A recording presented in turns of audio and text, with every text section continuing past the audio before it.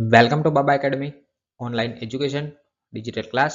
હું ગૌરવ મકવાણા બાબા એકેડમીના online digital platform ઉપર આપ સર્વે વિદ્યાર્થી મિત્રોનું હાર્દિક સ્વાગત કરું છું.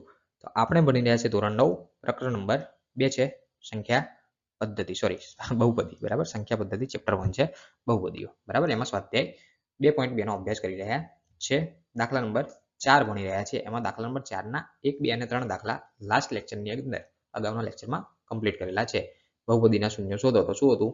જ્યાં p ઓફ x હોય એની જગ્યાએ 0 મૂકતા હતા. બરાબર, તો આજે જોઈશું દાખલા નંબર 4. ચોથાની રકમ આપી કે p ઓફ x બરાબર 3x ઓછા 2. આની અંદર શું કરવાનું? તો કે આ જે p ઓફ x છે એની જગ્યાએ મૂકવાના 0. બરાબર, આગળ કર્યું એને એ જ છે. ચાલો અહીંયા લખશો કે અહીં આપેલ બહુપદીના શૂન્ય શોધવા માટે p ઓફ x બરાબર 0 મૂકતા જ્યાં p ઓફ x છે ત્યાં મૂકવાના 0. આ આપી રકમ p ઓફ x બરાબર 3x ઓછા 2. તો જ્યાં p ઓફ x છે ત્યાં મૂકશો 0. p ઓફ x ની જગ્યાએ 0, બાકી બધું સેમ ટુ સેમ. 3x - 2 બરાબર 3x - 2. બરાબર, ખાલી આને આ બાદ લખીએ હવે અને 0 ને આ બાદ લખીએ. બરાબર, ખાલી ઉલટ સુલટ કરીએ છીએ. 3x - 2 બરાબર 0. ઓકે, ચાલો આ -2 બરાબર ની આ બાદ જાય શું થઈ જશે? +2. -2 આ બાદ જાય તો +2. તો માટે 3x બરાબર 2. ખબર પડી આટલી? 3x બરાબર 2. આ 3 છે બરાબર ની આ બાજુ આવે તો ક્યાં જાય? ભાગાકારમાં. બરાબર, બરાબર ની આ બાજુ આવે તો ભાગાકારમાં. તો x બરાબર 2 ના છેદમાં 3.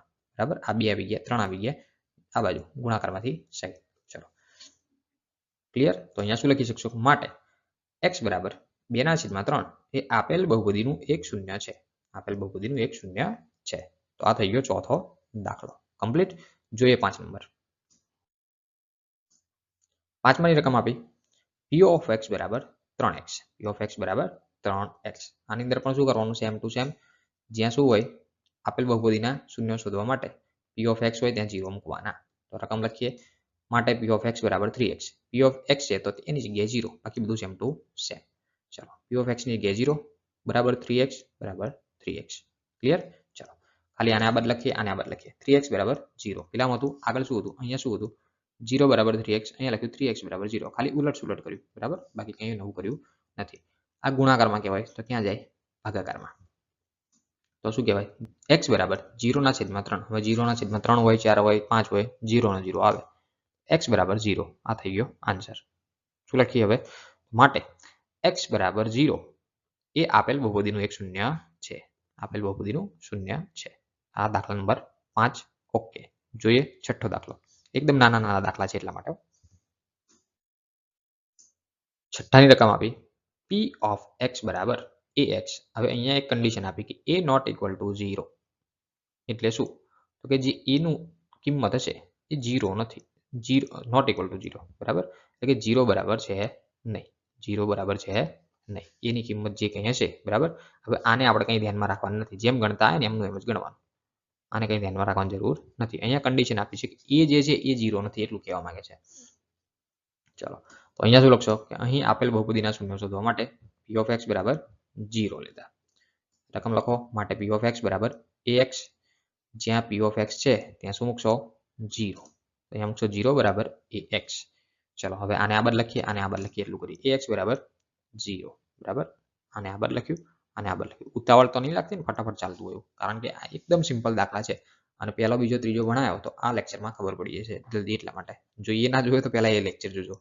ચલો હવે એ ક્યાં જશે? આ બધું ગુણાકારમાં છે તો ભાગાકારમાં, કારણ કે આપણે x ને જવાબ લાવીએ છીએ દર વખતે. ચલો x બરાબર 0 ના છેદમાં a. હવે અહીંયા શું કીધું હતું કે a નોટ ઇક્વલ ટુ 0. એટલે કે a જે છે એ 0 નથી. જો કદાચ 0 હોત તો 0 ના છેદમાં 0 ઇન્ફાઇનાઇટ આન્સર મળે. બરાબર, 0 ના છેદમાં 0 એટલે ઇન્ફાઇનાઇટ આન્સર મળે. એટલા માટે આવી કન્ડિશન મૂકી હતી કે એ જે છે એ 0 નથી. બરાબર, બાકી ગમે તે હશે. માઇનસની 1, 2, 3 સંખ્યા છે, આ પ્લસ વાળી કોઈ પણ સંખ્યા હશે.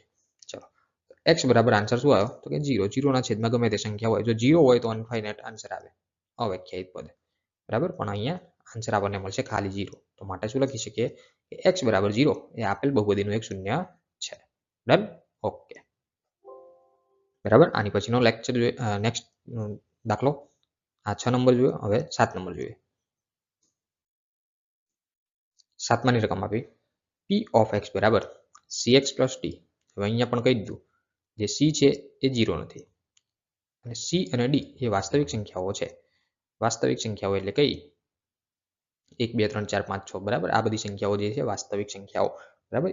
એમાંથી કોઈ પણ સંખ્યા હશે બરાબર. તો આપણે ચલો સી પણ 0 નથી એટલું કહેવા માંગે છે. ઓકે, પ્રાકૃતિક સંખ્યાઓ બધી એમાંથી કંઈ છે માઇનસ વાળીમાંથી ગમે તે હશે. ચલો રકમ શું લખશો? તો કે અહીં આપેલ બહુપદીના શૂન્ય શોધવા માટે p ઓફ x શું લેવાના? 0. રકમ આપી છે કે p ઓફ x બરાબર cx પ્લસ d. આવી આપી આપણને રકમ. તો શું લખીએ? માટે જે આની જગ્યાએ ખાલી 0. 0 બરાબર cx પ્લસ d. હવે ખાલી આને આ બાજુ લખીએ, 0 ને આ બાજુ લખીએ. તો cx પ્લસ d બરાબર 0. આ d આ બાજુ જાય તો શું થઈ જશે? 0 માઇનસ d. તો ખાલી માઇનસ d જ કહેવાય. cx બરાબર માઇનસ d. ખબર પડી? આ d છે આ બાજુ આવે તો 0 માઇનસ d. 0 ના લખો તો ચાલે, માઇનસ d કહેવાય. cx બરાબર માઇનસ d. ખબર પડી? ઓકે. આ c છે ગુણાકારમાં છે તો આ બાજુ ક્યાં જાય? ભાગાકારમાં. તો c બરાબર માઇનસ d ના છેદમાં c. સોરી, x બરાબર માઇનસ d ના છેદમાં c. કેમ કે આ c છે ગુણાકારમાંથી આ બાજુ ભાગાકારમાં આવે તો x બરાબર માઇનસ d ના છેદમાં c. Okay, done. ચાલો તો શું લખી શકીએ? માટે x બરાબર માઇનસ d ના છેદમાં c એ આપેલ બહુપદીનું એક શૂન્ય છે. બરાબર. તો દાખલા નંબર પૂરો. બરાબર. દાખલા નંબર 4 પૂરો. બરાબર. અને અહીં આપણો લેક્ચર પણ પૂરો. સો થેન્ક્સ ફોર અટેન્ડિંગ.